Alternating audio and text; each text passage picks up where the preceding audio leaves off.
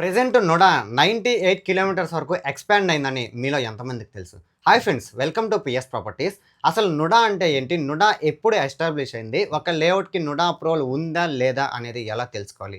ఆ డీటెయిల్స్ అన్నీ ఈ వీడియోలో చెప్తాను. స్కిప్ చేయకుండా ఎండ్ వరకు చూసేయండి. నుడా అంటే నెల్లూరు అర్బన్ డెవలప్‌మెంట్ అథారిటీ. ఈ నుడా అనేది 2017 మార్చి 4వ తారీఖున నుడా అనేది స్టార్ట్ అయిందండి. స్టార్టింగ్ వచ్చేసి 146 గ్రామాలు, 23 మండలాలతో 44 కిలోమీటర్లతో నుడా అనేది స్టార్ట్ అయిందండి. సో, ప్రెజెంట్ నుడా వచ్చేసి 98 కిలోమీటర్స్ వరకు ఎక్స్‌పాండ్ అయిందండి. సో, 98 కిలోమీటర్స్ అదీ కాక 749 గ్రామాలు, 38 మండలాల వరకు ప్రెజెంట్ నుడా అనేది ఎక్స్‌పాండ్ అవుతూ వెళ్లి ఎక్స్‌పాండ్ అయిందండి. సో, మామూలుగా అసలు నుడా యొక్క మెయిన్ ఉద్దేశ్యం ఏందంటే, నుడాకి అంటే నెల్లూరుని ఒక మంచి వేలో అభివృద్ధి చేయాలి, డెవలప్ చేయాలి అనేదే నుడా యొక్క మెయిన్ ఉద్దేశ్యం అండి. అంటే రియల్ ఎస్టేట్‌లో జరుగుతున్నటువంటి ఫేక్ అప్రూవల్స్‌ని, ఫేక్ లేఅవుట్స్‌ని హరికట్టడమే నుడా యొక్క మెయిన్ ఉద్దేశ్యం అండి.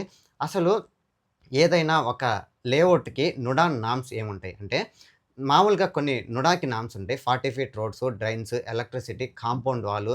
సో, నెక్స్ట్ వచ్చేసి పార్క్ డెవలప్‌మెంటు. సో, ఇవన్నీ ఇలాగ కొన్ని నుడా నార్మ్స్ అయితే ఉంటాయండి. సో, నుడాకి మనం ఏదైనా ఒక లేఅవుట్ వేసేటప్పుడు మార్ట్‌గేజ్ ప్లాట్స్ అని కొన్ని ప్లాట్స్‌నైతే నుడాకి మనం రిజిస్ట్రేషన్ చేస్తామండి.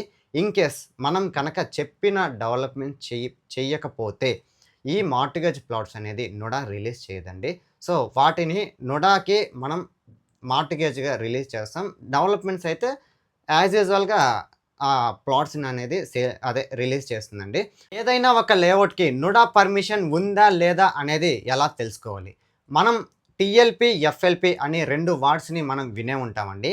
టీఎల్‌పీ అంటే ఏంటి అంటే, మనం ఏదైనా ఒక లేఅవుట్ వేసే ముందు టెంపరరీ లేఅవుట్ పర్మిషన్ నంబర్ అంటారు. అంటే ఏదైనా ఒక లేఅవుట్ వేసే ముందు మనకి టెంపరరీగా ఒక పర్మిషన్ నంబర్ అయితే ఇస్తారండి.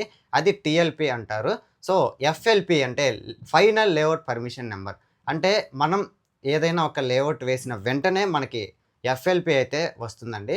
సో, ఈ ఎఫ్ఎల్‌పీ వచ్చింది అంటే అది నుడా అప్రూవ్డ్ లేఅవుట్ అండి.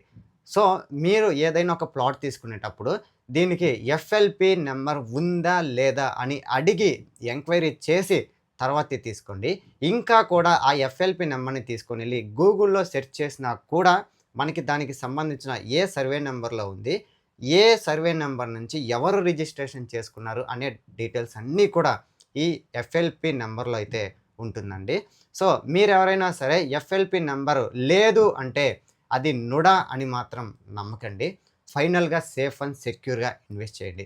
మా వీడియో మీకు నచ్చింది అనుకుంటున్నాను. ఇలాంటి వీడియోస్ మిస్ అవ్వకూడదు అనుకుంటే పిఎస్ ప్రాపర్టీస్‌ని సబ్స్క్రైబ్ చేయండి. Thank you.